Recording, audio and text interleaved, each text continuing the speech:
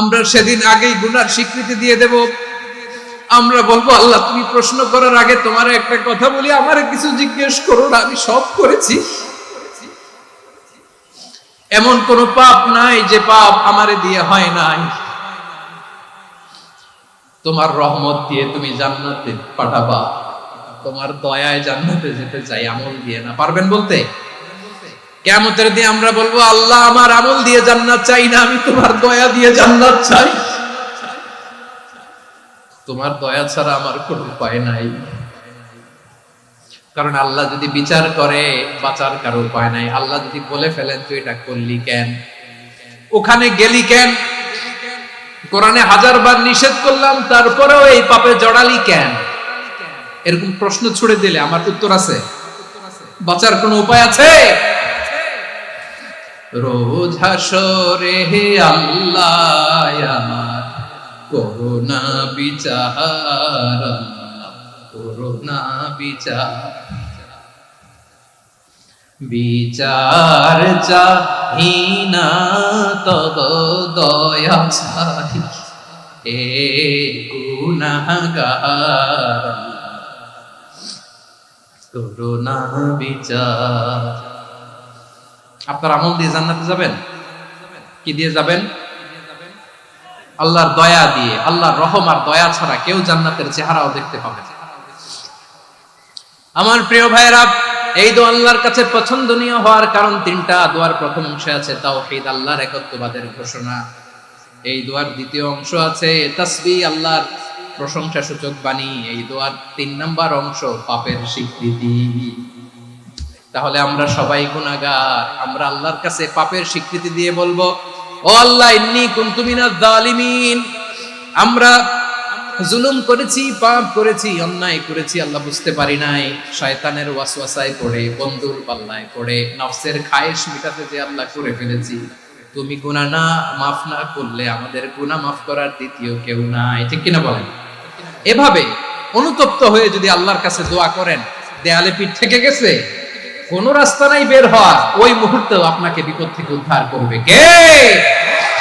রব্বুল আলামিন বলেন, وَإِن يَمْسَسْكَ اللَّهُ بِضُرٍّ فَلَا كَاشِفَ لَهُ إِلَّا هُوَ وَإِن يُرِدْكَ بِخَيْرٍ فَلَا رَادَّ لِفَضْلِهِ يُصِيبُ بِهِ مَن يَشَاءُ مِنْ عِبَادِهِ وَهُوَ الْغَفُورُ الرَّحِيمُ। আল্লাহু আকবার। আল্লাহ বললেন, ওয়া ইয়ামসাসকাল্লাহু বিদুররিন ফালা কাশিফা লাহু ইল্লা হু। আল্লাহ যদি তোমাকে কোনো বিপদ স্পর্শ করায়, আল্লাহ যদি তোমারে কোনো বিপদে ফেলে দেয়, ওই বিপদ থেকে উদ্ধার করার তিনি ছাড়া আর কেউ নাই। জোরে বলেন ঠিক কিনা? তিনি যদি কোনো বিপদে ফেলেন, তিনি ছাড়া বিপদ থেকে উদ্ধার করার কেউ নাই। আর তিনি যদি তোমার প্রতি কোনো অনুগ্রহ করতে চান, ওই অনুগ্রহ ঠেকিয়ে দেওয়ার ক্ষমতাও কারো নাই। আল্লাহ যদি আপনার সফলতা দিতে চায়, পৃথিবীর কোন শক্তি ওই সফলতাকে থামাতে পারে? এজন্য আল্লাহ বললেন, খবরদার, চিন্তা আর আকীদা খালিস করে নাও। ওয়া ইয়ামসাসকাল্লাহু বিদুররিন ফালা কাশিফা লাহু ইল্লা হু। আল্লাহ বিপদে ফেললে বিপদ থেকে উদ্ধার করার কেউ থাকে না। আর আল্লাহ যদি তোমার প্রতি দয়া দেখাতে চান, অনুগ্রহ করতে চান, ওই অনুগ্রহকে প্রতিরোধ করার মতো ক্ষমতা কারো নাই। তিনি তার বান্দাদের মধ্য থেকে যাকে ইচ্ছা তাকে দেন, যত ইচ্ছা তত দেন। তিনি ক্ষমাশীল, তিনি মেহেরবান। সুবহানাল্লাহ। তিনি ক্ষমাশীল, তিনি মেহেরবান। তাহলে এই আয়াত থেকে আমরা বুঝতে পারলাম, আমরা যদি বিপদে পড়ি আমাদেরকে কেউ বাঁচাতে পারে না। আমার বাবা আমারে বাঁচাতে পারে? হ্যাঁ? আমার মা আমাকে বাঁচাতে পারে? আমার বন্ধু আমারে বাঁচাতে পারে? আমার দলের কর্মী আমাকে বাঁচাতে পারে? আমার পীর সাহেব আমারে বাঁচাতে পারে? আমার পটুয়াখালীর ভাইয়েরা খেয়াল রাখবেন, বাঁচাতে পারে এক মহান সত্তা, উদ্ধার করতে পারে এক মহান সত্তা। চিৎকার করে বলুন, তিনি কে? আবার আল্লাহ বললেন, আম্মান ইউজিবুল মুদতাররা ইযা দাআহু ওয়া ইয়াকশিফুস সুআ ওয়া ইয়াজআলুকুম খুলাফাআল আরদ আইলাহুম মা'আল্লাহ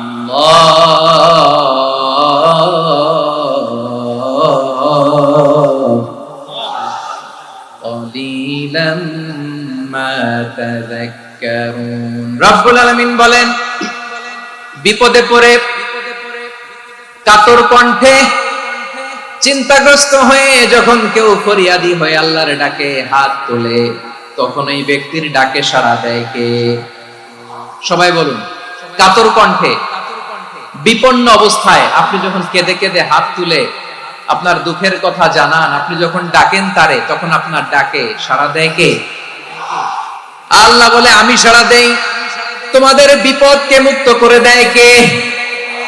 ওই আল্লাহর সাথে কোন উপাস্য আছে নাকি? কিন্তু খুব অল্প সংখ্যক লোকই তোমরা উপদেশ গ্রহণ করো কথাটা। তাহলে বিপন্ন মানবতা যখন কাঁদে, মানুষ যখন বিপদে পড়ে নিরুপায় হয়ে ফরিয়াদ করে, তার ডাক শোনার কেউ নাই একজন ছাড়া। চিল্লায় বলেন তো তিনি কে? এজন্য আমরা ফরিয়াদের হাত কার দিকে তুলব? প্রিয় পটুয়াখালী বলেন, ফরিয়াদের দুটো হাত আমরা কার দিকে তুলবো?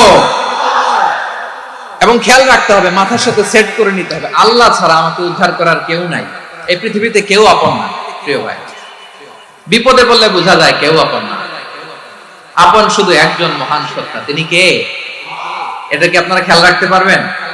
হ্যাঁ, বিপদে আপদে কেউ আমাদের বাঁচাতে পারে না, তরাতে পারে না, মুক্তি দিতে পারে না, উদ্ধার করতে পারে না, একমাত্র আমার প্রভু ছাড়া, আল্লাহ ছাড়া। চিল্লায় বলেন ঠিক কিনা? এবং প্রিয় পটুয়াখালীর ভাইয়েরা, মাথার সাথে এটা সেট করে নিতে হবে যে আমাদের পুরো জীবনটাই পরীক্ষা। পুরো জীবনটাই কি? The life is a test. পুরো জীবনটাই পরীক্ষা। এই জীবনে বিপদ আসবে, আপদ আসবে, পরীক্ষা আসবে, সবার জীবনে এটা থাকে। এক একজনের পরীক্ষা এক এক রকম। আমার পরীক্ষা একরকম, মাসুদ ভাইয়ের পরীক্ষা একরকম, চৌধুরী সাহেবের পরীক্ষা একরকম, আপনার পরীক্ষা একরকম, ওনার পরীক্ষা আবার আরেক রকম। পুরো পৃথিবীটাই পরীক্ষা ক্ষেত্র, সবাই পরীক্ষা দিচ্ছি, কিন্তু কারো পরীক্ষা প্রশ্নের সাথে কারোটার মিল নেই। সুবহানাল্লাহ পড়বেন না? পুরোটাই পরীক্ষা ক্ষেত্র, সবাই পরীক্ষার্থী, কিন্তু প্রশ্নপত্র একটার সাথে আরেকটা মিলে না। one doesn't match the other। একজনেরটার সাথে আরেকজনেরটা মিলে না। কাউকে আল্লাহ তাআলা ধনী বানিয়ে পরীক্ষা করেন। কি বানিয়ে? কথা কি বুঝতেছেন নাকি কষ্ট হচ্ছে? কষ্ট হচ্ছে আপনাদের? কাউকে আল্লাহ ধনী বানিয়ে পরীক্ষা করেন, আবার কাউকে আল্লাহ তাআলা গরিব বানিয়ে পরীক্ষা করেন, কাউকে আল্লাহ অসুস্থ বানিয়ে পরীক্ষা করেন। কেউ দেখবেন যে দুরারোগ্য ব্যাধিতে আক্রান্ত, ডাক্তার বলেছে আর সময় নাই, দুরারোগ্য ব্যাধি, ক্যান্সার, যার নেই কোনো অ্যান্সার, তার জন্য পরীক্ষা হচ্ছে এই রোগ। আরেক লোক দেখবেন তার আবার রোগ বালাই নাই, মাশাআল্লাহ, তাকে আল্লাহ তাআলা আর্থিক দৈন্যতা, দারিদ্রতা দিয়ে পরীক্ষা করছেন। এরকম আছে না নাই? টাকা পয়সা নাই, দিন আনে দিন খায়, যা আছে তাতে চলে না, এটা তার জন্য পরীক্ষা। আবার আরেক শ্রেণীর লোক দেখবেন তাকে আল্লাহ অসুস্থতাও দেয় নাই, দারিদ্রতাও দেয় নাই, তার দাম্পত্য জীবনের সমস্যা আছে না নাই? স্ত্রী কথা শোনে না, অথবা ছেলে মেয়ে কথা শোনে না। তাহলে পরীক্ষা সবার জীবনে আছে, এক একজনের পরীক্ষাটা এক এক রকম। আল্লাহ তাআলা দেখতে চায় যে এই পরীক্ষার সময় আমরা কিরকম রেসপন্স করি। How to deal with the test, কিভাবে এই বিপদ আপদ পরীক্ষাগুলোকে আমরা হ্যান্ডেল করব, ডিল করব, এটা হচ্ছে আজকের আলোচনার বিষয়। বুঝতে পেরেছেন সবাই আমার প্রিয় ভাইয়েরা? তাহলে পরীক্ষাময় আমাদের জীবন, বিপদ আপদ পরীক্ষা, এটা মানুষের পিছু ছাড়ে না। সবার জীবনে পরীক্ষা আছে, নবীদের জীবনেও পরীক্ষা ছিল। সাহাবারা জিজ্ঞেস করেছেন, ইয়া রাসূলুল্লাহ, আইয়ুন নাসি আশাদ্দু বালাআন ফিদ দুনিয়া, এই দুনিয়ার বুকে কাদের পরীক্ষা সবচেয়ে বেশি? বিশ্বনবী বলেছেন, আল আম্বিয়া। এই পৃথিবীতে সবচেয়ে বেশি পরীক্ষা আল্লাহ তাআলা নিয়ে থাকেন নবীদের। কাদের? নবীদের। সুম্মাল আমসাল ফাল আমসাল, এরপরে নবীদের পরের স্তরে যারা, তাদের পরীক্ষা। এরপরে তাদের পরের স্তরে যারা, তাদের পরীক্ষা। সিদ্দিকীনদের, শুহাদাদের, সালিহিনদের, আল্লাহওয়ালাদের, যার ঈমান যত মজবুত তার জীবনে পরীক্ষাও তত বেশি। চিল্লায় বলেন ঠিক কিনা? তাহলে মুমিনরা, বিশ্বাসীরা, আমরা কি পরীক্ষা বিপদ আপদে ভয় পাই? হ্যাঁ, বিপদ দেখলে ভয় লাগে আপনাদের? ভয় লাগে? হ্যাঁ না, মুমিনরা বিপদে ভয় পায় না, তারা হতাশ হয় না, সুবহানাল্লাহ, তারা নিরাশ হয় না, বিশ্বাসীরা হাল ছেড়ে দেয় না, তারা ভরসা রাখে একজনের উপর, চিল্লায় বলতে হবে তিনি কে। কারণ মুমিন জানে the grief isn't permanent, the test isn't permanent, the struggle in our life isn't permanent. আমাদের জীবনের দুঃখ, কষ্ট, স্ট্রাগল এগুলো পার্মানেন্ট নয়। after every difficulties there is an ease. সব কষ্টের পরেই একটা সুখ আছে না নাই? রব্বুল আলামিন বলেন ফা ইন্না মাআল উসরি ইউসরা, ইন্না মাআল উসরি ইউসরা, ভয় পেও না, চিন্তা করো না, কষ্টের সাথেই আমি রেখে দিয়েছি স্বস্তি। সুবহানাল্লাহ বলেন। মুমিন জীবনে বিপদ যত বেশি, কষ্ট যত বেশি, তার সামনে সফলতা তার চেয়েও বেশি, ঠিক কিনা বলেন? কারণ বিশ্বাসীরা জানে রাত্রি যত গভীর হয়, সুবহে সাদিকের সময় তত আগাতে থাকে। গর্ভবতী নারীর পেটের ব্যথা যত বাড়তে থাকে, ঘরে নতুন মেহমান আগমনের সময় ঘনাতে থাকে। মুমিনদের উপর বিপদ, অত্যাচার, আপদ, পরীক্ষা যত বাড়তে থাকে, কালেমার পতাকা উড্ডয়নের সময় কাছে আসতে থাকে। বিশ্বাসীদের এগুলো হিসাব মিলানো অনেক আগে, এগুলো অনেক আগে হিসাব মিলানো। দুঃখের আধার শেষে সুখের আলো মিটি মিটি হাসে, চিল্লায় বলেন ঠিক কিনা? দুঃখ যত বেশি, পরীক্ষা যত বেশি, কষ্ট যত বেশি, সুখের সময় তত কাছাকাছি, চিল্লায় বলতে হবে ঠিক কিনা? এজন্য মুমিন জীবনে পরীক্ষা বেশি, মুমিনদের হতাশা নাই, মুমিনরা নিরাশ হয় না, হতাশ হয় কাফিররা। মুমিনরা কখনো হাল ছেড়ে দেয় না, মুমিনরা ভরসা রাখে একজনের উপর, তিনি কে? তাহলে আমার প্রিয় পটুয়াখালীবাসী, বিপদ থাকবে, পরীক্ষা থাকবে, এই বিপদ থেকে আমাদেরকে উদ্ধার করবেন একজন, তিনি কে? আমরা শুধু আল্লাহর উপরই ভরসা রাখবো। রাজি আছেন তো? চাইবো একজন সত্তার কাছে, আওয়াজ করে বলুন তিনি কে? একজন সত্তার কাছে চাইবো। বিশ্বনবী ওনার চাচাতো ভাই আব্দুল্লাহ ইবনে আব্বাস রাদিয়াল্লাহু তাআলা আনহুকে বললেন, ইয়া আব্দুল্লাহ ইবনে আব্বাস, হে আব্দুল্লাহ ইবনে আব্বাস, ইযা সাআলতা ফাসআলিল্লাহ, যখন চাইবে আল্লাহর কাছে যাও। ও আব্দুল্লাহ, যখন চাইবা আল্লাহর কাছে চাও।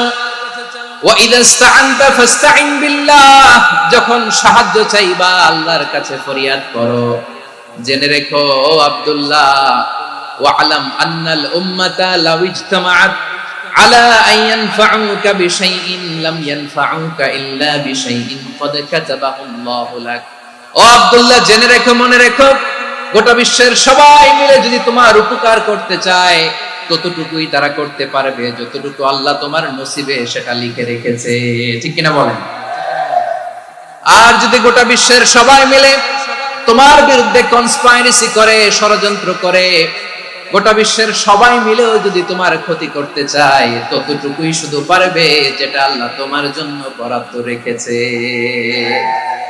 যতটুকু আল্লাহ তাআলা তোমার জন্য বরাদ্দ রেখেছে অতটুকুই ক্ষতি করতে পারবে, আর এক চুল বেশিও করতে পারবে না, কমও করতে পারবে না, চিল্লায় বলেন ঠিক কিনা? এজন্য আমরা চাইবো কার কাছে? সবাই বলেন নাই, আওয়াজ করে বলেন কার কাছে? সব সময় আমরা আল্লাহর কাছে চাইবো, বিপদে আপদে, সুখে দুঃখে, সচ্ছল অবস্থায় অসচ্ছল অবস্থায়, পরাজয়ের সময় বিজয়ের সময়, সব সময় আমরা ভরসা রাখবো কার উপর? সবাই বলুন। একদল লোক আছে যারা বিপদে পড়লে আল্লাহর ডাকে, আছে না নাই? পটুয়াখালীতে মাশাআল্লাহ নাই, বিপদ আসলে আল্লাহর ডাকে, বিপদ নাই আল্লাহও নাই। বিপদে পড়লে নামাজ পড়ে, বিপদও নাই নামাজও নাই। বিপদে পড়লে জিকির করে, বিপদ যখন চলে যায় ওদের জিকিরও বন্ধ হয়ে যায়, এরকম আছে না নাই? কিছু লোক দেখবেন পরীক্ষা আসলে নামাজ পড়ে, আছে আছে, জেনজি আওয়াজ করে, এরকম আছে? এই কমন পড়ে গেছে, কমন পড়ছে। দেখবেন পরীক্ষার সময় নামাজ পড়ে, পরীক্ষাও নাই নামাজও আছে, এরকম। কিছু লোক আছে অসুস্থ হলে আল্লাহরে বড্ড ভালোবাসে, আল্লাহরে খুব ডাকে, অসুস্থ হইলে। অসুস্থতাও নাই, আল্লাহর স্মরণও নাই। দেখবেন কিছু লোক নির্বাচন আসলে খুব আল্লাহওয়ালা হয়ে যায়, তখন দেখবেন মাথার মধ্যে হেজাব লাগায়, পাঞ্জাবি লাগায়, আল্লাহওয়ালা হয়ে যায়। নির্বাচনও নাই, এরপরে আল্লাহর কথাও নাই। আছে না নাই? না, এরকম হওয়া যাবে না। সব সময় আমরা আল্লাহরে ডাকবো, বিপদে আপদে সব সময় ভরসা রাখবো আমরা একজনের উপর। আওয়াজ করে বলেন, তিনি কে? একথায় আল্লাহ তাআলা আমাদের চোখে আঙ্গুল দিয়ে জানিয়ে দিলেন, ফাইদা রাকিবু ফিল ফুলকি দা'আউল্লাহ মুখলিসিনা লাহুদ্দিন ফালাম্মা নাজ্জাহুম ইলাল বাররি ইযা হুম ইউশরিকুন।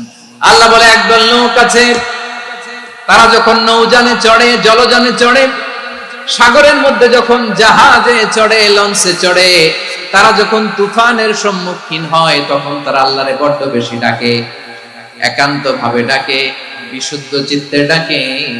আবার তুফান থেকে তাদেরকে সেফ জোনে নিয়ে, নিরাপদ জোনে নিয়ে যখন বন্দরে আমি আল্লাহ তাদেরকে ভিড়িয়ে দেই, ওই লোকগুলো আবার আমি আল্লাহর সাথে শিরিক করে।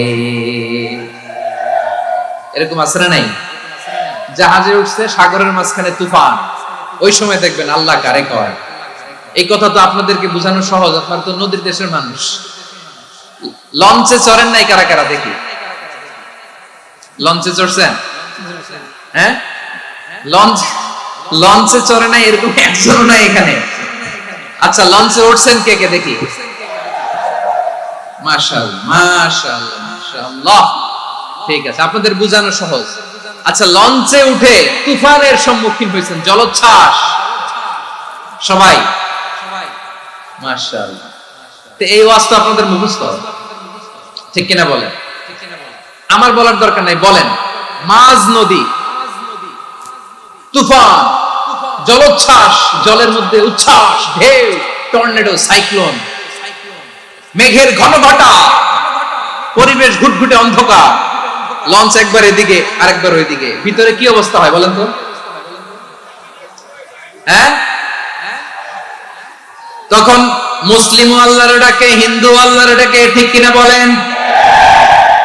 আস্তিক আল্লাহর ডাকে, নাস্তিক আল্লাহর ডাকে, ঠিক কিনা? লঞ্চের ভেতর, স্টিমারের ভেতর কান্নারে রোল পড়ে যায়, চিৎকারের রোল পড়ে যায়, সবার মুখ দিয়ে শুধু একটা আওয়াজ, লা ইলাহা, লা ইলাহা,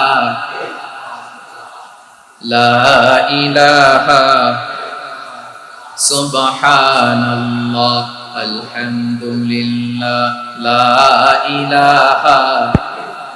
আল্লাহ নামের জিকির করবে যারা, আল্লাহর কাছে প্রিয় তারা, আল্লাহর কাছে প্রিয় যারা, জান্নাতে প্রবেশ করবে তারা, জোরে লা ইলাহা,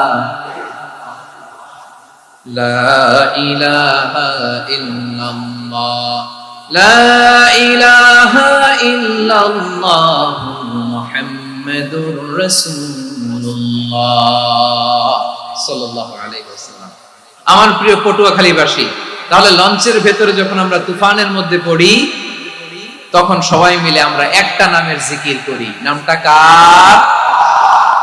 মুসলমানেরাও ডাকে, হিন্দুরাও ডাকে, আস্তিকও ডাকে, নাস্তিকও ডাকে, সবাই ডাকে একজনকে। তিনি কে? আবার দেখবেন ওই আল্লাহ তুফানের পরে, ঝড়ের পরে ওই লঞ্চটাকে যখন সদর ঘাটে ফিরিয়ে দেয়, আবার আমরা নাফরমানি শুরু করে দেই। সে কোথায় আল্লাহ বললেন, ফাইদা রাকিবু ফিল ফুলকি দা'আউল্লাহ মুখলিসিনা লাহুদ্দিন ফালাম্মা নাজ্জাহুম ইলাল বাররি ইযা হুম ইউশরিকুন।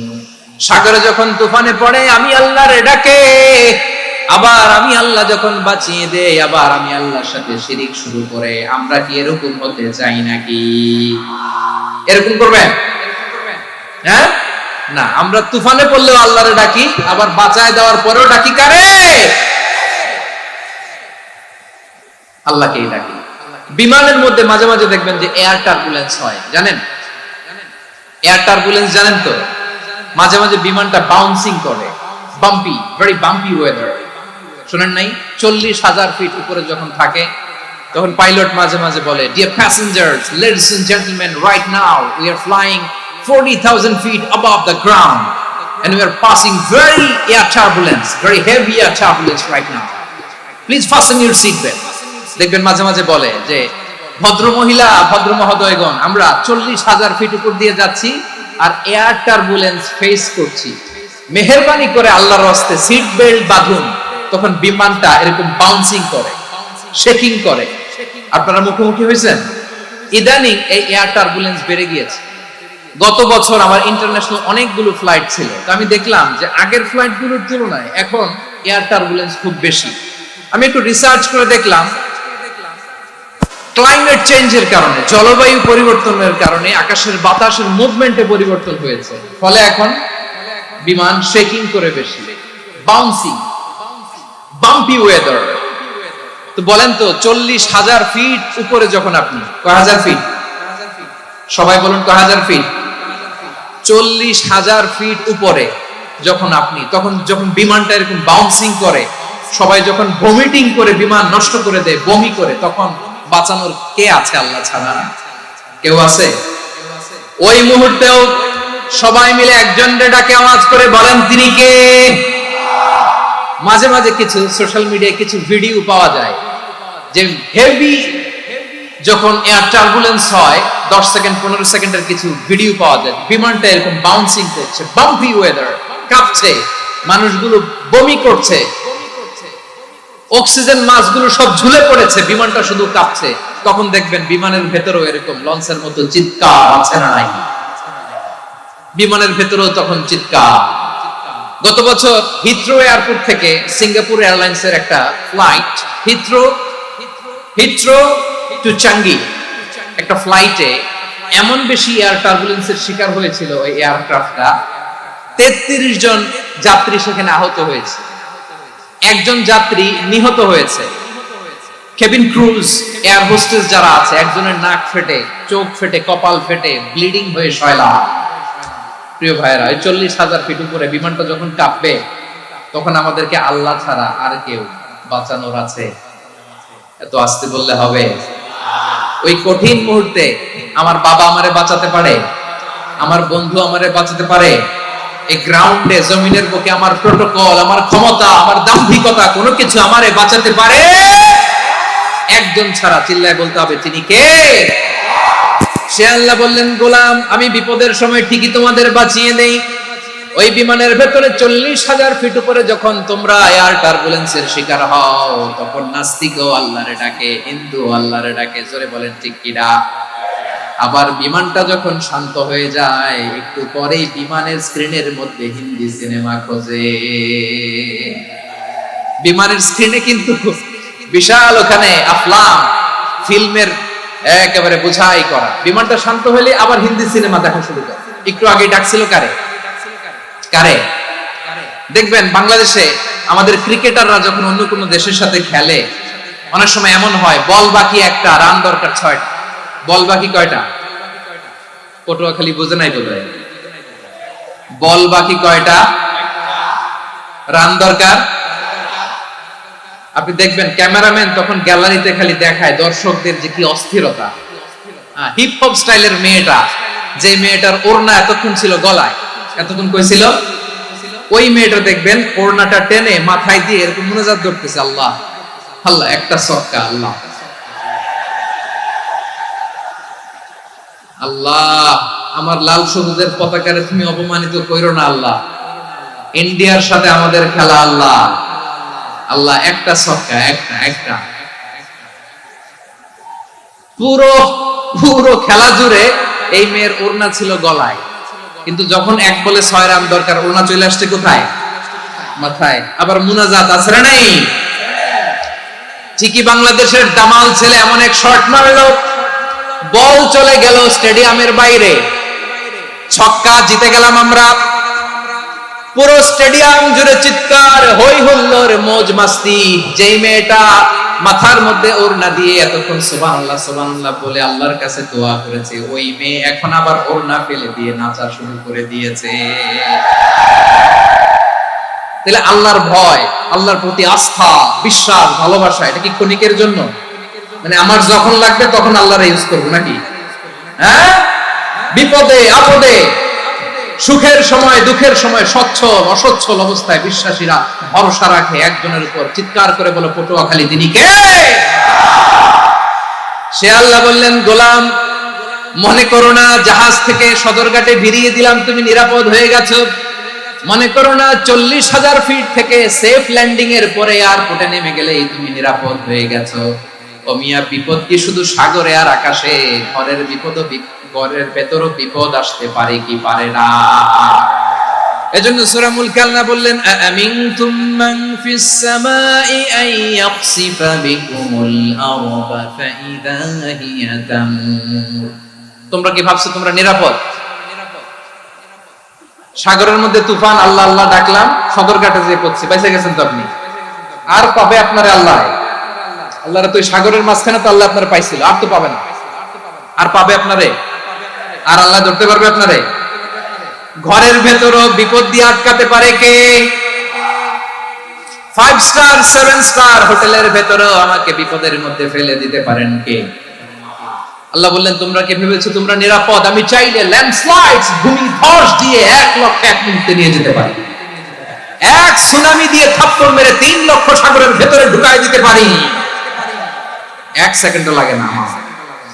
أم أمنتم من في السماء أن يرسل عليكم حاصبا فستعلمون كيف نذير। আল্লাহ চাইলে আকাশ থেকে পাথর বৃষ্টি নাজিল করতে পারেন কি পারেন না?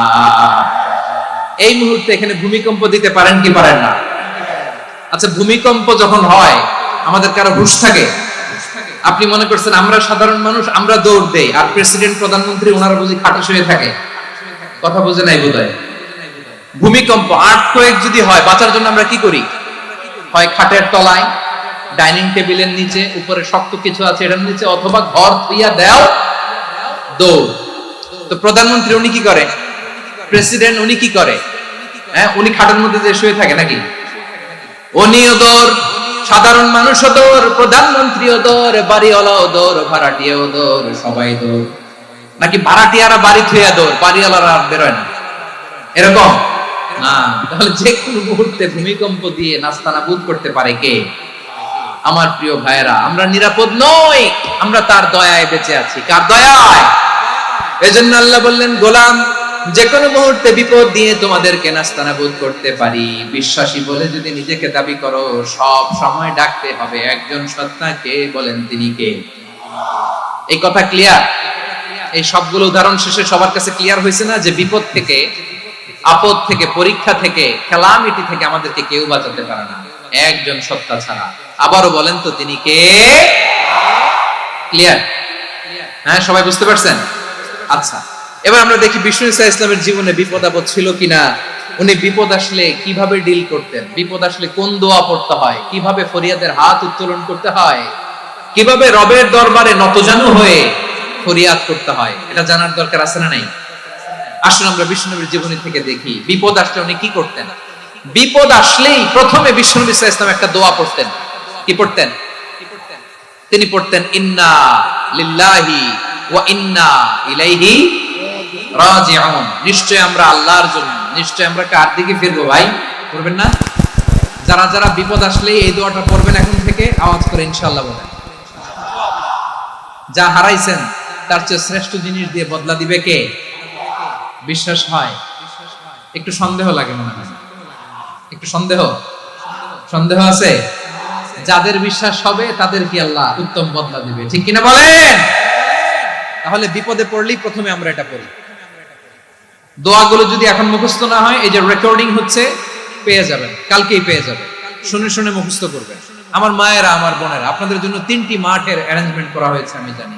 আপনারাও এই দোয়াগুলো পড়বেন, আপনার স্বামীকে শেখাবেন, সন্তানকে শেখাবেন, আপনার পুরো পরিবারটাকে জান্নাতের টুকরো বানিয়ে দিবে কে? তাহলে বিপদ আসলে প্রথমে কি পড়তে হবে এটা জেনে গেলাম। এরপরে বিপদ আসলে নিজেকে কি করে আল্লাহর কাছে সঁপে দিতে হয় এটাও জানার দরকার আছে না নাই?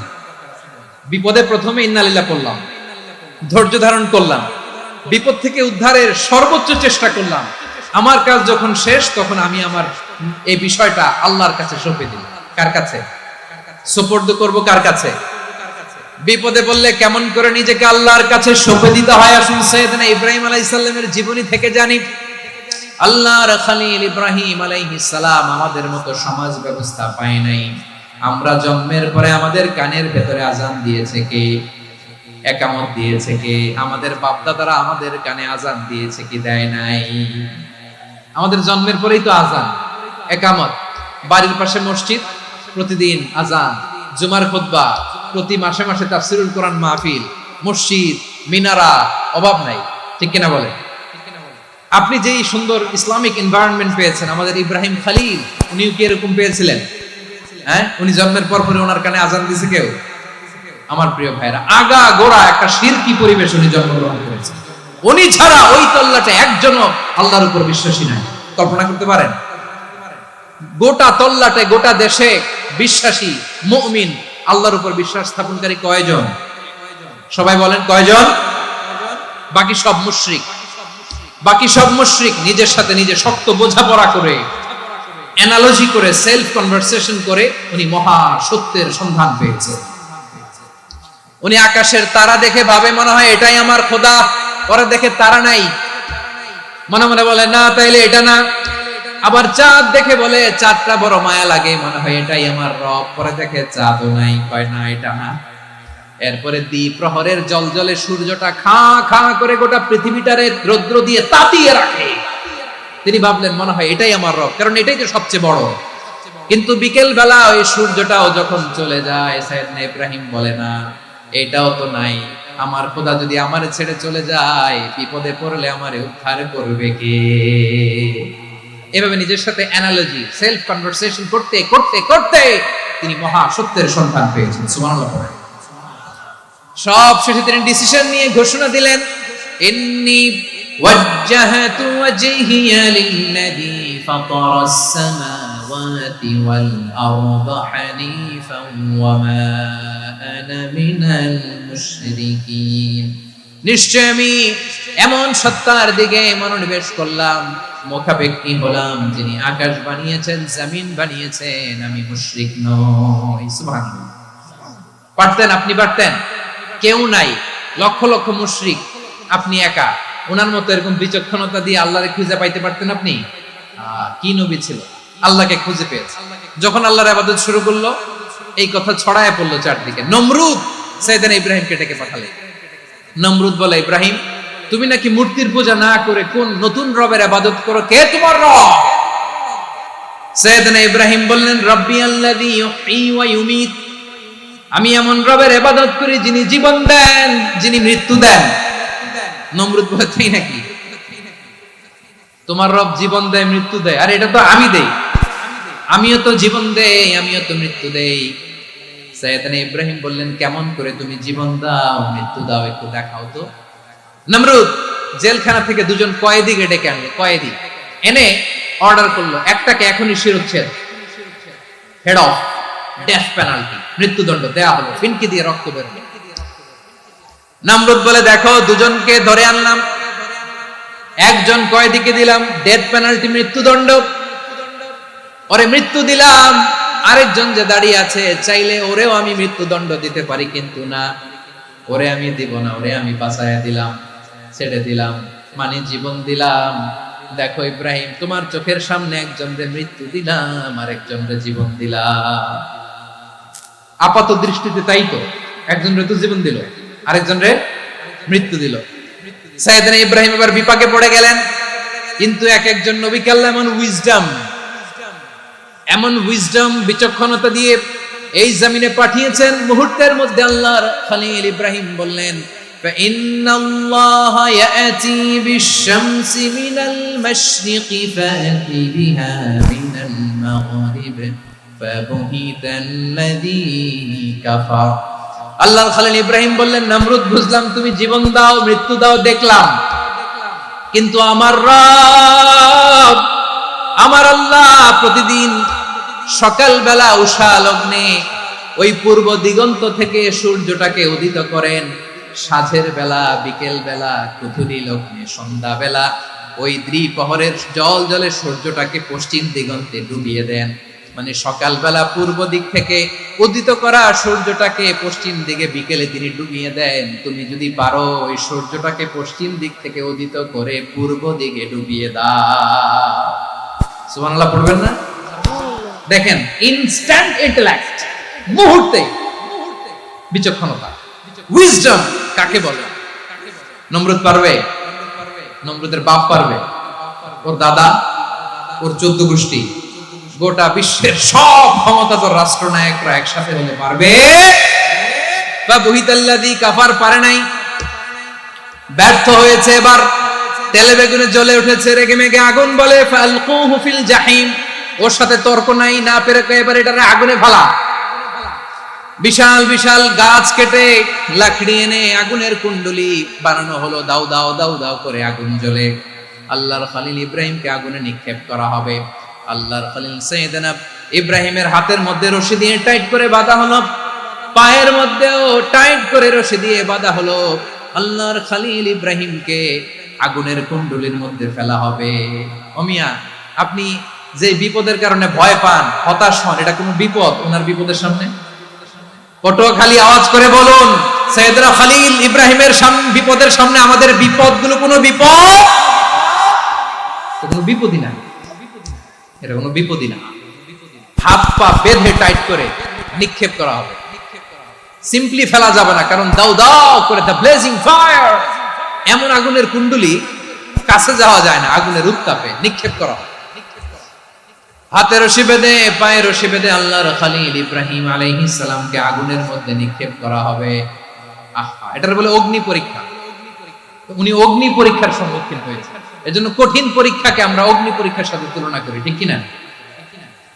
সাইয়েদনা জিবরাইল এসে বললেন, ও আল্লাহর খলিল, ওরা তো আপনার হাতও বেঁধে ফেললো, পাও বেঁধে ফেললো, নড়াচড়ার সুযোগ নাই, বলেন আমি জিবরিল ফেরেশতা আপনার জন্য কি করতে পারি?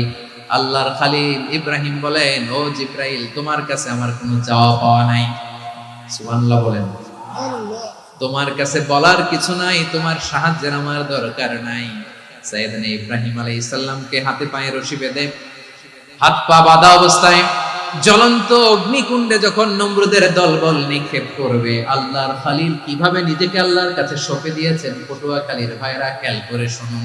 হাত পা বেঁধে আল্লাহর খলিলকে যখন নিক্ষেপ করা হবে, তিনি মুখ ফুটে বলে ফেললেন, হাসবুনাল্লাহু ওয়া নি'মাল ওয়াকিল। আল্লাহু ওয়া নি'মাল ওয়াকিল, আমার জন্য আল্লাহই যথেষ্ট, আমার জন্য আল্লাহই যথেষ্ট। তিনি আমার সবচেয়ে বড় গার্ডিয়ান, তিনি আমার সবচেয়ে বড় অভিভাবক। জিবরাইলের সাহায্যের অফারকে ফিরিয়ে দিলেন, দুনিয়ার বুকে কারো কাছে কিছু বলেন নাই, মুখ ফুটে বলেছেন হাসবুনাল্লাহ। ও আমার পটুয়াখালীর প্রাণের ভাইয়েরা, খেয়াল রাখবেন, কোন বান্দা তার হাতে থাকা সব চেষ্টাটুকুন করার পরে মুখ ফসকে মুখ দিয়ে যখন বলে ফেলে হাসবুনাল্লাহ, বান্দা যখন হাসবুনাল্লাহ বলে ফেলে, ওই ব্যাপারটা ডিল করার দায়িত্ব স্বয়ং আল্লাহ আরশের উপর থেকে নিয়ে নেয়। আপনি যখন বলে ফেলবেন হাসবুনাল্লাহ, এটা ডিলিং করবে কে তখন? চিল্লায় বলেন না, তিনি কে? বান্দা তার সাধ্যের সবটুকু চেষ্টার পরে নতজানু হয়ে যখন বলবে হাসবুনাল্লাহ, আল্লাহ তুমি আমার জন্য যথেষ্ট, নি'মাল ওয়াকিল, তুমি আমার শ্রেষ্ঠ অভিভাবক, তখন তার কি দরকার না দরকার এটা ডিল করে স্বয়ং আল্লাহ। নিক্ষেপ করা হলো সাইয়েদনা ইব্রাহিমকে অগ্নিকুণ্ডলিতে। হাজার হাজার মানুষের দৃশ্য দেখার জন্য জড়ো হয়েছে এরকম বিশাল ময়দানে। কিন্তু কি অবাক করার ঘটনা, সবাই ভয় পাচ্ছিল, না জানে কি হয়ে যায়। আল্লাহর খলিলকে যখন আগুনের কুণ্ডলিতে নিক্ষেপ করা হয়, আল্লাহর খলিল ইব্রাহিম আগুনের কুণ্ডলের মধ্যে বসে বসে মানুষগুলোর দিকে তাকিয়ে হাসতে শুরু করে দেয়। কারণ আকাশ থেকে রব্বুল আলামিন স্পেশাল ভার্ডিক্ট নাজিল করেছেন, স্পেশাল হুকুম জারি করেছেন, কুলনা ইয়া নারু কুনি বারদান ওয়া সালামান আলা ইব্রাহিম। ও আগুন, খবরদার, সৃষ্টি শুরু থেকে তোকে একটা ধর্ম আমি বাতলে দিয়েছিলাম, তোর ধর্ম, আগুনের ধর্ম হলো যা পাবে জ্বালিয়ে সারখার করবেন।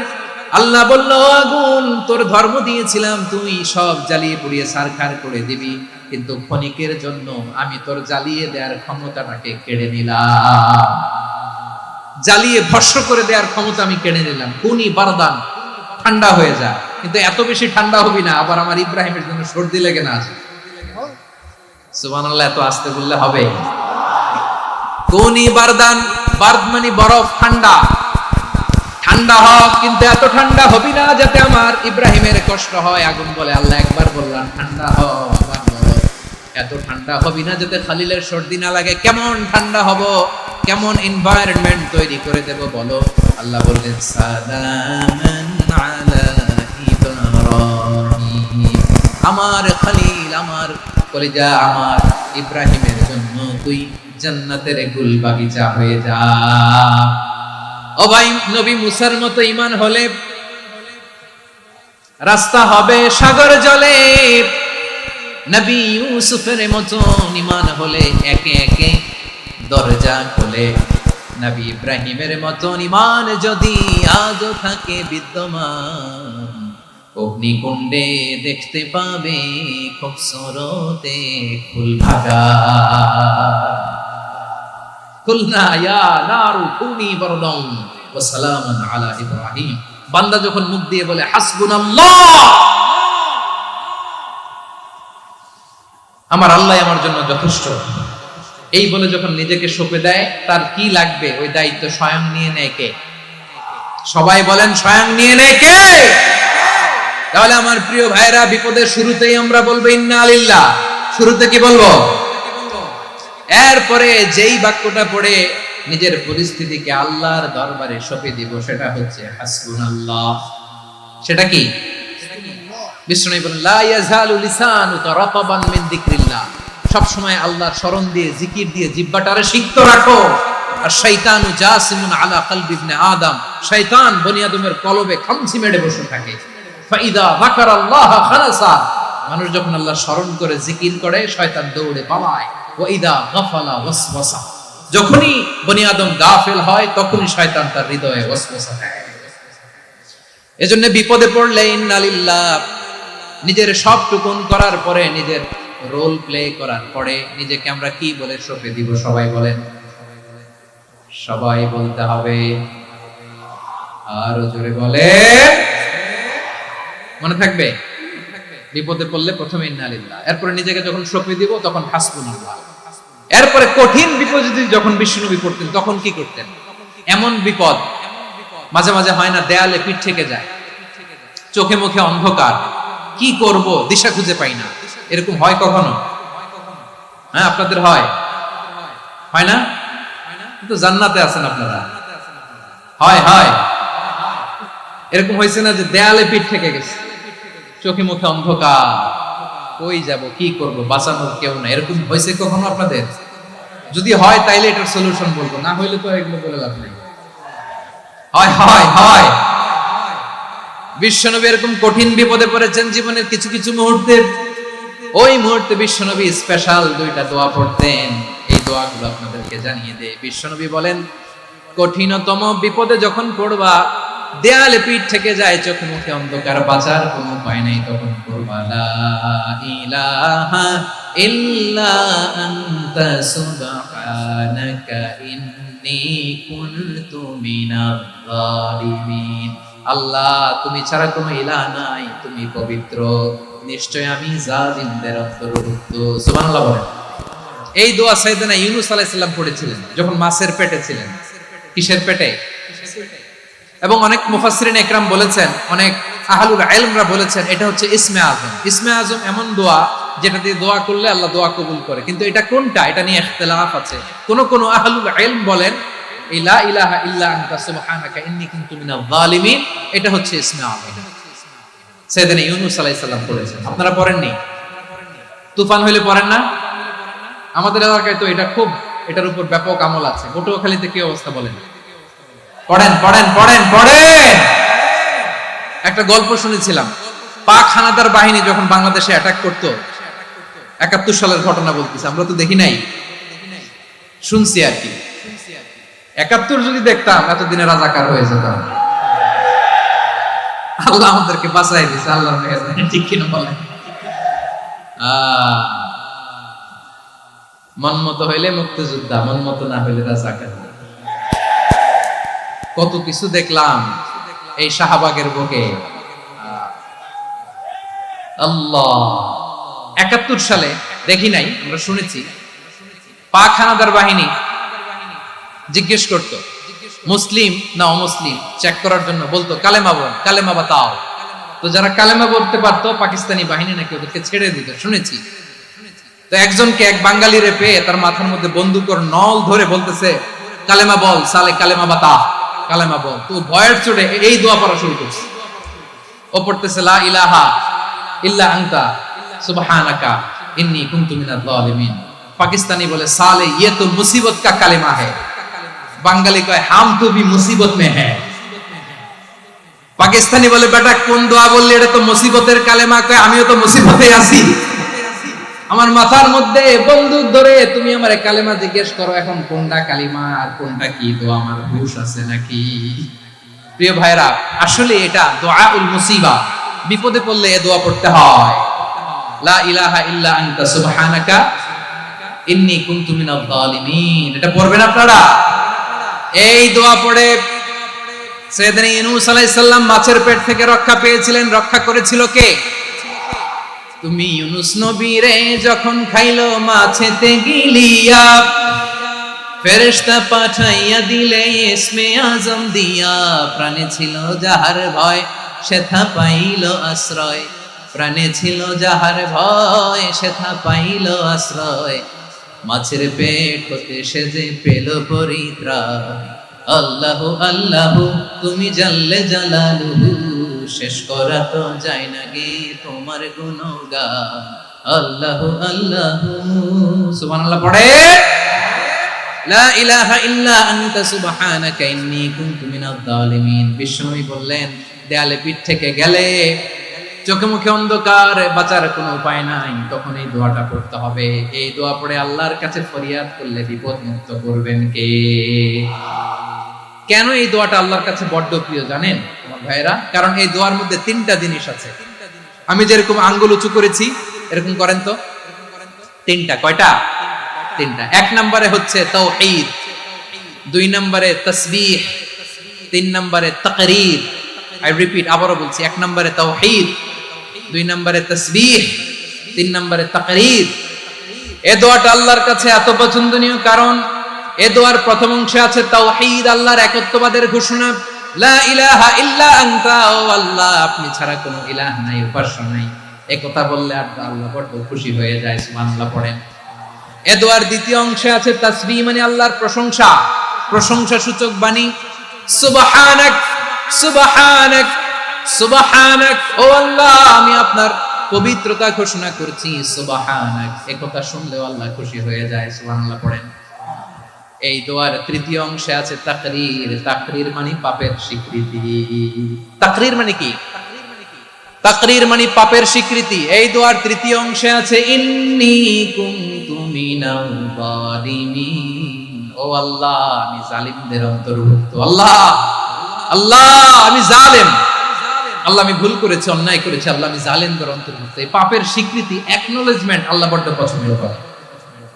যখন আল্লাহর কাছে আপনি ছোট হবেন, ছোট হতে হতে যত ছোট হবে ওই দৃশ্যটা দেখতে আল্লাহ বড় পছন্দ করে, সুবহানাল্লাহ বলে। 3 নম্বর অংশ ইন্নী কুনতু মিনাজ জালিমিন, আল্লাহ আমি জালেমদের অন্তর্ভুক্ত। সাইয়েদনা আদম আলাইহিস সালাম ভুল করে যখন নিষিদ্ধ গাছের ফুল খেয়ে ফেললেন, ফল খেয়ে ফেললেন, আল্লাহ বললেন আদম ক্ষমা পেতে চাইলে তুমি আর হাওয়া মিলে স্বীকৃতি দাও, পাপের স্বীকৃতি আর পড়ো রব্বানা যালামনা আনফুসানা ওয়া ইল্লাম তাগফির লানা ওয়া তারহামনা লানাকুনান্না মিনাল খাসিরিন। ও আল্লাহ আমি আদম আর হাওয়া যালামনা আনফুসানা, আমরা আমাদের নফসের উপর বড় জুলুম করেছি। আল্লাহ ওয়া ইল্লাম তাগফির লানা ওয়া তারহামনা, আপনি যদি ক্ষমা না করেন, আপনি যদি দয়া পরবশ না হন, আপনি যদি রহম না করেন, আমরা তো ক্ষতিগ্রস্তদের মধ্যে শামিল হয়ে যাব। এই দোয়া করার সাথে সাথে সাইয়েদনা আদম আর হাওয়া আলাইহিস সালামকে ক্ষমা করে দিলেন কে? তাহলে এই দোয়ার 3 নম্বর অংশ তাকরীর, এটা আল্লাহ বড্ড পছন্দ করে আমার কলিজার টুকরা ভাইয়েরা। গুনাহ করে স্বীকার যেতে হবে, এটা আল্লাহ ভালোবাসেন। সাইয়েদনা আবু বকর রাদিয়াল্লাহু তাআলা আনহু বিষ্ণু ইসলামকে বললেন, ইয়া রাসূলুল্লাহ আল্লিমনি দুআআন আদউ বিহি ফি সলাতি। নবী হে, আপনি আমার এমন একটা স্পেশাল দোয়া শিখায়া দেন যে দোয়াটা আমি নামাজে পড়ব। নবী বললেন, তাহলে তুমি পড়ো, আল্লাহুম্মা ইন্নী যালামতু নাফসি যুলমান কাসীরান ওয়া লা ইয়াগফিরুদ যুনুবা ইল্লা আনতা ফাগফিরলি মাগফিরাতাম মিন ইনদিকা ওয়ারহামনি ইন্নাকা আনতাল গফুরুর রহিম। সুবহানাল্লাহ। সালাম ফিরানোর আগে পড়েন, কথা কয় না, পড়েন পড়েন। ও আবু বকর, নামাজে যদি দোয়া করতে মনে চায় এই দোয়াটা পড়বা, আল্লাহুম্মা ইন্নী যালামতু নাফসি, আল্লাহ জুলুম করেছি আমার নফসের উপর, যুলমান কাসীরা, অনেক জুলুম, ওয়া লা ইয়াগফিরুদ যুনুবা ইল্লা আনতা, আপনি ছাড়া এই জুনুব, এই পাপ ক্ষমা করার দ্বিতীয় কোনো রব নাই। আছে? আল্লাহ ছাড়া আমাদের গুনাহ আর কে কে ক্ষমা করতে পারে বলেন তো? কে পারে? কে? এজন্য আল্লাহরে বলবেন, আল্লাহ আমি ছাড়া তোমার গোলামের অভাব নাই, ও আমার রব, আমি ছাড়া এই জমিনের বুকে তোমার গোলামের অভাব নাই, কিন্তু তুমি ছাড়া তো আমার দ্বিতীয় কোনো রব নাই। পারবেন বলতে? পারবেন? চোখের পানি ছেড়ে আল্লাহরে বলবেন, আল্লাহ তুমি আমার রব, তুমি আমার সব। কি বলবেন? আল্লাহ আমারে রব। সবাই বলুন, আল্লাহ আমারে রব, দমে দমে দুন মনে তারিও ভাব, আল্লাহ আমারে রব। আল্লাহরে বলেন, আল্লাহ তুমি আমার রব, তুমি আমার সব। আল্লাহ আমি ছাড়া এই জমিনে তোমার গোলামের অভাব নাই, তুমি ছাড়া আমার দ্বিতীয় কোনো রব নাই। এ কথা বলে চোখের পানি ছেড়ে আল্লাহরে স্বীকৃতি দেন, আল্লাহ আমি পাপী, আল্লাহ জামিনে আমার চেয়ে বড় পাপী আর কেউ নাই। ওযু করে সিজদায় লুটিয়ে পড়ে চোখের পানি ছেড়ে আল্লাহরে পাপের স্বীকৃতি দেন, আল্লাহ এমন কোন জুলুম নাই, গুনাহ নাই আমি করি নাই, সগীরা কবিরা, জেনে না জেনে, ইচ্ছায় অনিচ্ছায়, শিরকি বেদাতি সব গুনাহ করেছি। আল্লাহ আকাশের নিচে জমিনের উপরে আমার চেয়ে বড় গুনাহগার আর কেউ নাই। চোখের পানি ছেড়ে আল্লাহরে বলেন, আল্লাহ আমি ছাড়া তোমার গোলামের অভাব নাই, তুমি ছাড়া আমার দ্বিতীয় কোনো রব নাই, তুমি ছাড়া তো কেউ আমার গুনাহ ক্ষমা করার নাই, তুমি আমার রব, তুমি আমার সব। বলতে পারবেন? এই তাকরীর আমার পটুয়াখালীর ভাই, এই স্বীকৃতিটা দেখতে আল্লাহ বড় ভালোবাসেন, কারণ আমরা সবাই গুনাহগার, আমরা সবাই কি? বিশ্বনবী বলেন, কুল্লুকুম খাত্তাউন, আ বনি আদম, তোমরা সবাই পাপী। সবাই কি? সবাই পাপী। আমরা সবাই পাপী, আপন পাপের বাটখারা দিয়ে অন্যের পাপ মাপি। আমরা যে পাপী এটা ভাবতে মনে চায় না কারো, খালি অন্যের পাপ দেখি আমরা, এটা ভুল। ওর এই পাপ, ও পাপী, ও জালেম, ও জাহান্নামী, এরকম একটা টেন্ডেন্সি। আমার যে কি হালাত এটার খেয়াল নাই। খেয়াল করতে হবে যে আমি সবচেয়ে বড় পাপী, ঠিক কিনা বলেন? পাপ করি না এমন কেউ আছি? হ্যাঁ আছি, আছি। কেউ না জানলেও জানে কে আমার পাপের ঘটনা? পৃথিবী না জানুক আমি তো জানি, আমি কি পাপ করেছি। ও আমার কলিজার টুকরা ভাইয়েরা, মাথাটাকে নিচু করে জীবনের সব গুনার ফিরিস্তিগুলো একটা একটা করে স্বীকার করে আল্লাহরে বলেন, আল্লাহ আমি পাপী, আল্লাহ আমার চেয়ে বড় পাপী এই দুনিয়াতে কেউ নাই, আকাশের নিচে জমিনের উপরে আমার চেয়ে বড় পাপী কেউ নাই। একটা একটা করে আল্লাহ স্বীকার করি আমি পাপী, সব পাপের স্বীকৃতি দিলাম। পৃথিবী না জানুক আমি তো জানি, আমি কি পাপ করেছি। হায় আমার পাপের করলে বিচার, বাঁচার আমার নাই উপায়। দয়াময় তুমি মাফ করো আমায়, মাফ করো। আল্লাহ তাআলা যদি দয়া করে আমাদেরকে মাফ না করে, আমাদের বাঁচার কোনো উপায় নাই। আপনি কি ভেবেছেন আপনার নামাজ দিয়ে আপনি জান্নাতে যাবেন? আপনি তাহাজ্জুদ গুজার, সেজদা দিতে দিতে কপালে দাগ ফেলেছেন, এটা আপনারা জান্নাতে নেবে না? আপনি এলাকার সবচেয়ে বড় হাতেম তাই দানশীল, এই দানের ভরসায় বসে আছেন, কশিন কালো আমাদের নামাজ, আমাদের রোজা, আমাদের ইবাদত, এগুলোকে মিজানের পাল্লায় উঠালে কোনো ওজনই হবে না। তবে আমাদের একটা কৌশল জানা আছে, আমরা আল্লাহর রহমতের বিষ, আমরা সেদিন আগেই গুনার স্বীকৃতি দিয়ে দেব। আমরা বলবো, আল্লাহ তুমি প্রশ্ন করার আগে তোমার একটা কথা বলি, আমারে কিছু জিজ্ঞেস করো না, আমি সব করেছি। এমন কোন পাপ নাই যে পাপ আমারে দিয়ে হয় নাই। তোমার রহমত দিয়ে তুমি জান্নাতে পাঠাবা, তোমার দয়ায় জান্নাতে যেতে চাই, আমল দিয়ে না। পারবেন বলতে? কিয়ামতের দিন আমরা বলবো, আল্লাহ আমার আমল দিয়ে জান্নাত চাই না, আমি তোমার দয়া দিয়ে জান্নাত চাই। তোমার দয়া ছাড়া আমার কোনো উপায় নাই। কারণ আল্লাহ যদি বিচার করে, বাঁচার কারো উপায় নাই। আল্লাহ যদি বলে ফেলেন তুই এটা করলি কেন, ওখানে গেলি কেন, কোরআনে 1000 বার নিষেধ করলাম তারপরেও এই পাপে জড়ালি কেন, এরকম প্রশ্ন ছুড়ে দিলে আমার উত্তর আছে? বাঁচার কোনো উপায় আছে? রোজ হাসরে হে আল্লাহ আমার করুণা বিচার, করুণা বিচার, বিচার চাহি না তব দয়া চাহি, এ গুনাহগার করুণা বিচার। আপনার আমল দিয়ে জান্নাতে যাবেন? কি দিয়ে যাবেন? আল্লাহর দয়া দিয়ে। আল্লাহর রহম আর দয়া ছাড়া কেউ জান্নাতের চেহারাও দেখতে পাবে না। আমার প্রিয় ভাইরা, এই দোয়া আল্লাহর কাছে পছন্দনীয় হওয়ার কারণ তিনটা। দোয়ার প্রথম অংশে আছে তাওহীদ, আল্লাহর একত্ববাদের ঘোষণা।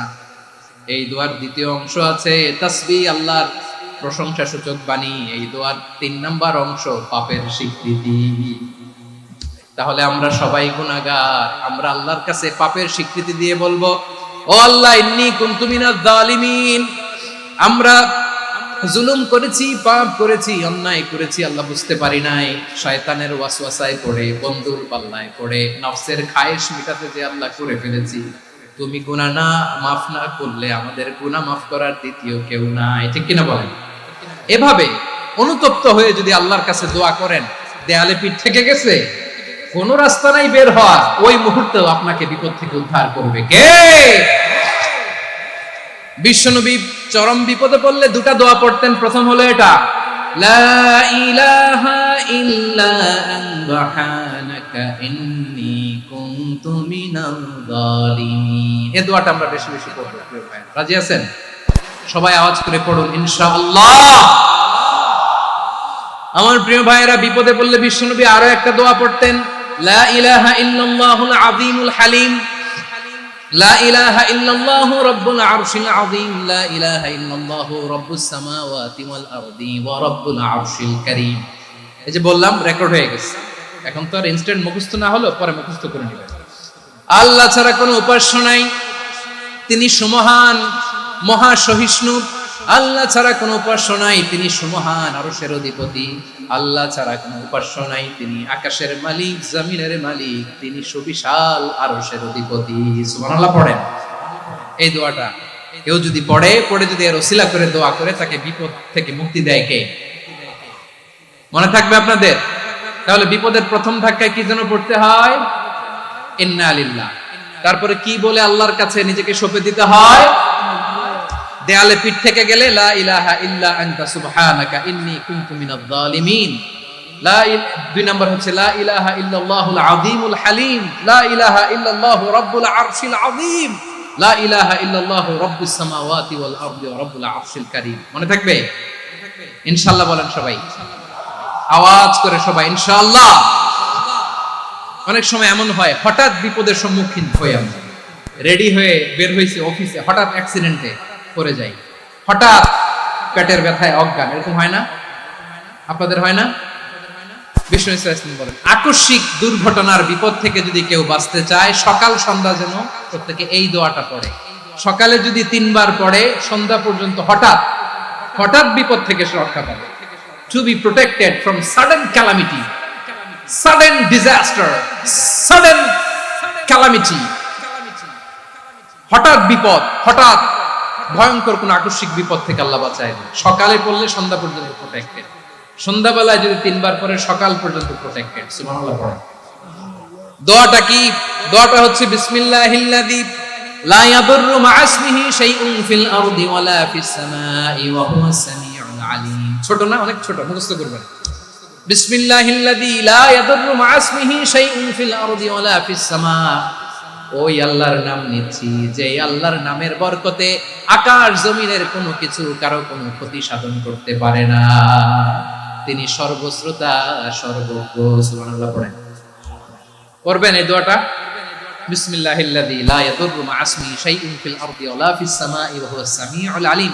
ফজরের পরে 3 বার, মাগরিবের পরে 3 বার যদি কেউ পড়ে, প্রোটেক্টেড, যে কোনো হঠাৎ বিপদ থেকে প্রোটেক্টেড। প্রোটেক্ট করেন কে? ওই আল্লাহর নাম নিচ্ছি যে আল্লাহর নামের ওসিলায় আকাশ জমিনের কোনো কিছু কোনো ক্ষতি করতে পারে না। সুবহানাল্লাহ পড়েন। আচ্ছা, এবার আমাদের জীবনে দুশ্চিন্তা আছে না নাই বলেন? Tension, hyper tension, anxiety, depression, চিন্তা, টেনশন নাই এরকম কে কে আছে দেখি? হাত তোলেন। ওই যে হাত তুলছে এক আল্লাহর ওলি, ওই যে। টেনশন নাই তোমার? মাশাআল্লাহ। ও না বুঝে তুলছে, জোকের চোটে, জোশের ঠেলায় ধাক্কায় চলে গেছে। সবার জীবনে টেনশন আছে না নাই? এই দুশ্চিন্তা, পেরেশানি, মারাত্মক পেরেশানি থেকে মুক্তি পাওয়ার জন্য বিষ্ণু ইসলাম 2টো দোয়া পড়তেন। কয়টা? অনেকগুলো পড়তেন। স্পেশাল 2টো দোয়া আজকে আপনাদের শিখায় যাব। শুনবেন না? কষ্ট হচ্ছে? সংক্ষিপ্ত মুনাজাত দিয়ে দেই। ওরে আল্লাহ, আমি তো 9:30 ক্রস করে ফেলছি মাসুদ ভাই, খেয়াল করে নেই। আরো কয়েক মিনিট? ঠিক আছে, ঠিক আছে। পেরেশানিতে পড়লে, টেনশনে পড়লে এই দোয়াটা, প্রিয় ভাইরা, বিষ্ণু ইসলাম যখন খুব বিপদে পড়তেন, দুশ্চিন্তা ওনাকে ঘিরে ধরতো, উনি পড়তেন ইয়া হাইয়ু ইয়া কাইয়ুম বিরহমাতিকা আস্তাগীথ, ইয়া হাইয়ু ইয়া কাইয়ুম বিরহমাতিকা আস্তাগীথ, ইয়া হাইয়ু ইয়া কাইয়ুম, হে শাশ্বত অবিনশ্বর, হে চিরঞ্জীব, বিরহমাতিকা আস্তাগীথ, তোমার রহমতের উসিলায় তোমার কাছে ফরিয়াদ করি। এটা পড়তেন। আবার আরেক বর্ণনায় এসেছে ইয়া হাইয়ু ইয়া কাইয়ুম বিরহমাতিকা আস্তাগীথ আসলিহ লি শা'নি কুল্লাহু ওয়া লা তাকিলনি ইলা নাফসি তারফাতা আইন। আসলিহ লি শা'নি কুল্লাহ, আল্লাহ আমার সবকিছু আপনি সেটেল করে দেন। আমাদের সব ঝামেলা সেটেল করে দিতে পারে কে? আমরা তো সেটেলমেন্টের জন্য এসপি সাহেবের কাছে যাই, ডিসি সাহেবের কাছে যাই, অমুক ভাইয়ের কাছে যাই, তমুক ভাইয়ের কাছে যাই। এই দোয়া পড়লে আরশের উপর থেকে আপনার ম্যাটার সেটেল করে দিবে কে? তাহলে পড়বেন ইয়া হাইয়ু, হে চিরঞ্জীব। হাইয়ু মানে চিরঞ্জীব, যিনি চিরকাল বেঁচে থাকবেন, মরবেন না। আল্লাহ মরবেন? তার কোনো লয় আছে? হয় আছে? সূরা আর-রহমানে আল্লাহ বললেন কুল্লু মান আলাইহা ফানি ওয়া ইয়াবকা ওয়াজহু রাব্বিকা যুল জালালি ওয়াল ইকরাম ফাবিআইয়ি আলাই রাব্বিকুমা তুকাযিবান। জমিনে যা আছে সব ফান, ভ্যানিশ হয়ে যাবে, নিশ্চিহ্ন হয়ে যাবে, শেষ হয়ে যাবে, সব বিলুপ্ত হয়ে যাবে, একজন ছাড়া। জোরে বলেন তিনি কে? ইয়া হাইয়ু। আমার সাথে আওয়াজ করে পড়েন ইয়া হাইয়ু ইয়া কাইয়ুম ইয়া হাইয়ু ইয়া কাইয়ুম বিরহমাতিকা আস্তাগীথ আসলিহ লি শা'নি কুল্লা ওয়া লা তাকিলনি ইলা নাফসি তারফাতা আইন। এভাবে দোয়া করলে আপনাকে বিপদ মুক্ত করবে কে? এই দোয়াটা কেন পছন্দ আল্লাহর কাছে?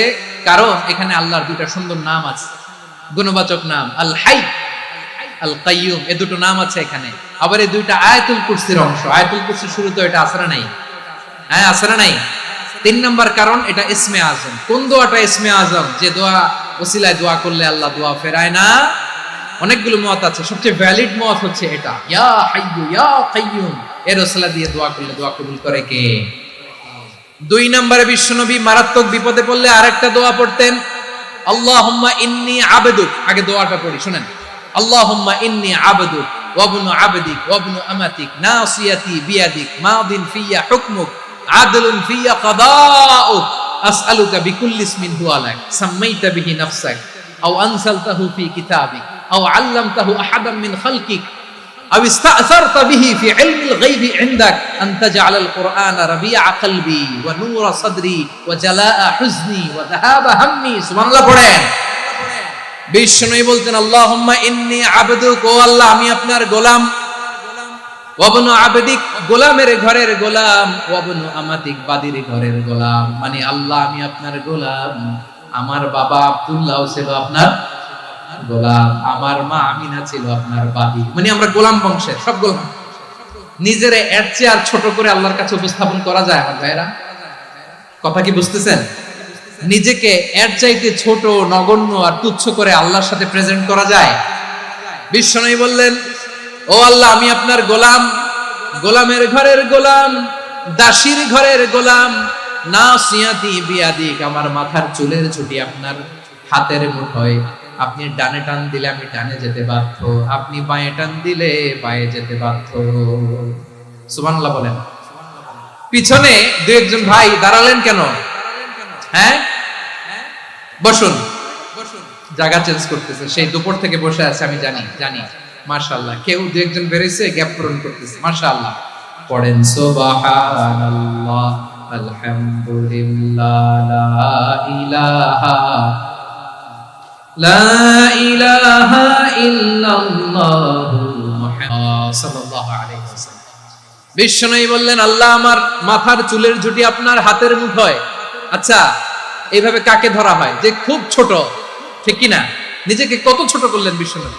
ও আল্লাহ আমার মাথার চুলের ঝুঁটি আপনার হাতের মুঠোয়, আপনি ডানে টানলে আমি ডানে যাব, বাঁয়ে টানলে বাঁয়ে যাব। আল্লাহ আসআলুকা বিকুল্লি ইসমিন হুয়া লাক নাসিয়াতি বিয়াদিক মাদিন ফিয়া হুকমুক, আপনার নির্দেশ আমার উপর কার্যকর হবেই হবে। আদলুন ফিয়া কাদাউক, আপনার ফয়সালা, যেই ফয়সালাই আপনি আমার জন্য করেন এটাই ইনসাফ। সুবহানাল্লাহ বলেন। আমরা আল্লাহর ফয়সালায় সন্তুষ্ট হতে চাই না। কত কমপ্লেইন, আল্লাহ তুমি এটা দিলা না, ওইটা পাইলাম না, ওইটা হইল না রে, এরকম অভিযোগ কমপ্লেইন আমাদের আছে না নাই? আর বিশ্বনবী বলতেন আদলুন ফিয়া কাদাউক, আল্লাহ আমার জন্য তোমার যেটা ফয়সালা এটাই সবচেয়ে শ্রেষ্ঠ ইনসাফ, এর চেয়ে ইনসাফ আর হতে পারে? এভাবে কায়মান বাক্যে আল্লাহর কাছে বিশ্বনবী দোয়া করতেন। এরপরে বিশ্বনবী বলেন আল্লাহ তোমার যত নাম আছে সব নামের ওসিলায় দোয়া করি, যে নাম তুমি আমাদেরকে জানিয়েছো, যে নাম তুমি আমাদেরকে জানাও নাই, যে নাম তুমি কোরআনে নাজিল করেছো, যে নাম নাজিল করো নাই, যে নাম শুধু নবীদেরকে জানিয়েছো। আর আল্লাহর এমন কিছু চমৎকার চমৎকার সুন্দর সুন্দর নাম আছে, এই নামগুলো রব্বুল আলামিন কাউকে জানাবে না। সুবহানাল্লাহ বলেন।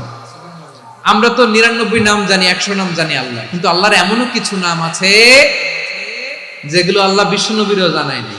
এগুলো আল্লাহ ইলমুল গায়বে রেখে দিয়েছেন। দোয়ার সময় বলবেন আল্লাহ তোমার যেই নামগুলো জানি, যেগুলো জানি না, যেগুলো কোরআনে আছে, যেগুলো নাই, যেগুলো নবীরে খাস ভাবে জানাইছো ওগুলোর উসিলায়, যেগুলো কোনোদিন জানাবাও না তোমার ওই নামের উসিলাও তোমার কাছে চাই।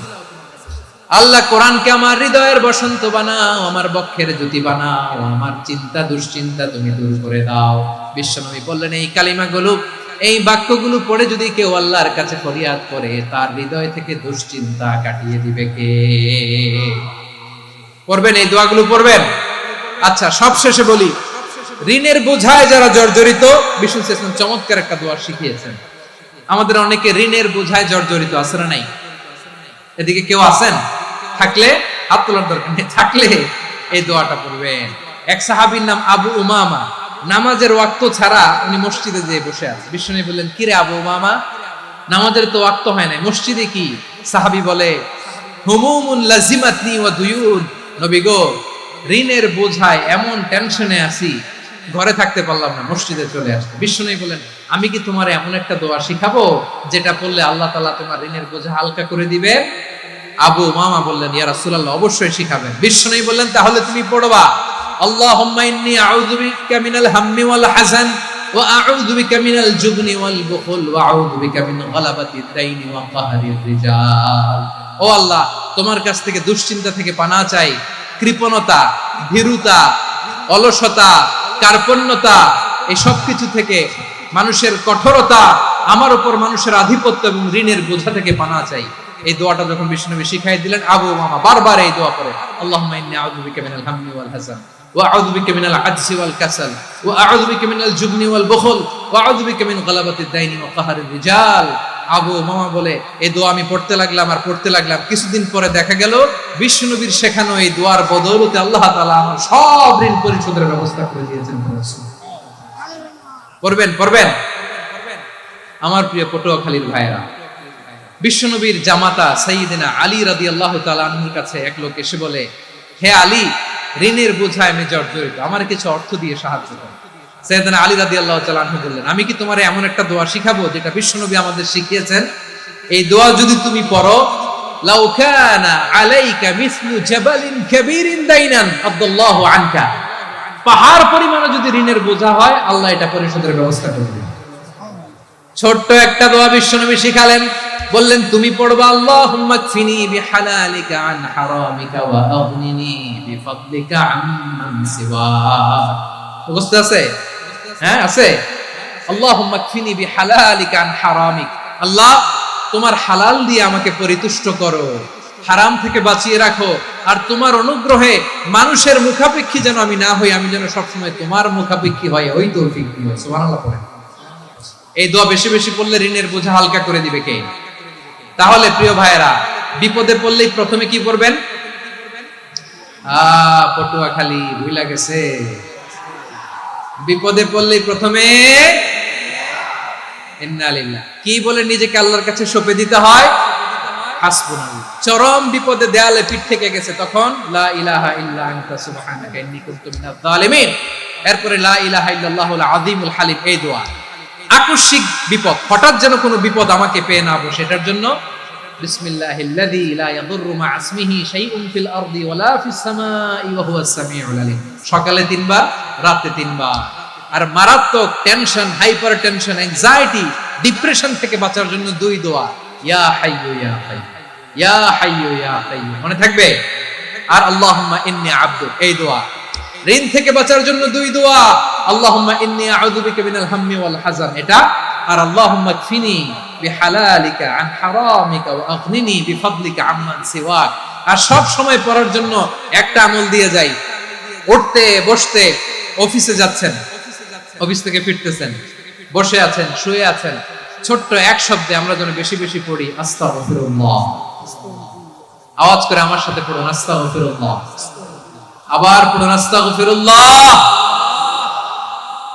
আল্লাহ রাসূল সাল্লাল্লাহু আলাইহি ওয়াসাল্লাম বলেন, মান লাজিমাল ইস্তিগফার, যে সব সময় এরকম ইস্তিগফারের সাথে লেগে থাকে, জাআলাল্লাহু লাহু মিন কুল্লি যিকিন মাখরাজা, আল্লাহ তাআলা তাকে কোনো বিপদে আটকান না, সে জীবনে আটকাবে না, যে কোনো বিপদে আল্লাহ তার রাস্তা বের করে দিবেন। Way out, you will get a way out in solution. সুবহানাল্লাহ। ওয়া মিন কুল্লি হাম্মিন ফারাজা, দুশ্চিন্তা মুক্ত হবে। ওয়ায়ারযুকহু মিন হাইসু লা ইয়াহতাসিব, এমন জায়গা থেকে আল্লাহ রিজিকের বন্দোবস্ত করবে যেটা সে কল্পনাও করে নাই। আওয়াজ করে পড়েন সুবহানাল্লাহ। তাহলে মনে থাকবে আস্তাগফিরুল্লাহর কথা। সব শেষ কথা বলবো, সব শেষ আমার প্রিয় ভাইয়েরা। এটা গেল নিজের বিপদ। কিসের বিপদ? নিজে যদি বিপদে পড়ে। অন্যের বিপদ যদি দেখেন, এটার জন্য একটা দোয়া আছে। অনেক সময় আমরা দেখি হাসপাতালে ক্যান্সারের 3rd স্টেজে চলে গেছে, লোকটা হ্যাংলা হয়ে, চিকন হয়ে, হায়রে কি কষ্ট পায়, দেখি না? বিষ্ণু বলে, একটা দোয়া যদি কেউ অন্যের কোনো বিপদ দেখে পড়ে, ওই বিপদ তার জীবনে কখনো আসবে না। শুনবেন? শোনার আগ্রহ আছে? অনেক সময় হয় যে আমরা মহাসড়ক দিয়ে যখন চড়ি, দুর্ঘটনায়, আইরে আল্লাহ, দুর্ঘটনায় মানুষের মাথা একদিকে, দেহ আরেকদিকে, ব্লিডিং, এরকম হয় না? আল্লাহ তুমি হেফাজত করো। বিশ্বনবী বলেন, এই দুর্ঘটনা দেখে কেউ যদি এই দোয়াটা পড়ে, তার জীবনে সে কোনোদিন এরকম অ্যাক্সিডেন্টের সম্মুখীন হবে না। শুনবেন? বিশ্বনবী বলেন, অন্যের বিপদ দেখে কেউ যদি পড়ে, আলহামদুলিল্লাহিল্লাযী আফানি মিম্মা বাতালাকা বিহি ওয়া ফাদ্দালানি আলা কাসীরিন মিম্মান খালাকা তাফদীলা, মানে প্রশংসা সে আল্লাহর, যে আল্লাহ তাআলা তোমাকে যেই জিনিস দিয়ে পরীক্ষা করেছে, আমাকে ওইটা থেকে বাঁচিয়ে দিয়েছে। তোমাকে আল্লাহ যেই বিপদে ফেলেছে, আমাকে ওই বিপদ থেকে তিনি মুক্ত রেখেছে, আর তার অনেক সৃষ্টির উপর আমাকে তিনি প্রাধান্য দিয়েছে। সুবহানাল্লাহ পড়েন। যে কোনো বিপদ, কারো ক্যান্সার দেখে যদি এই দোয়াটা আপনি বিশ্বাসের সাথে পড়েন, জীবনে কোনোদিন ক্যান্সার রোগে আক্রান্ত হবেন না। দুর্ঘটনা দেখে যদি পড়েন, ওই দুর্ঘটনা আপনাকে স্পর্শ করবে না। যে কোনো কারো বিপদ দেখে যদি কোনো বিশ্বাসী বান্দা এই দোয়া পড়ে, বিশ্বনবী বলেন লাম ইউসিবহু যালিকাল বালা, ওই বিপদ তাকে আর ধরবে না।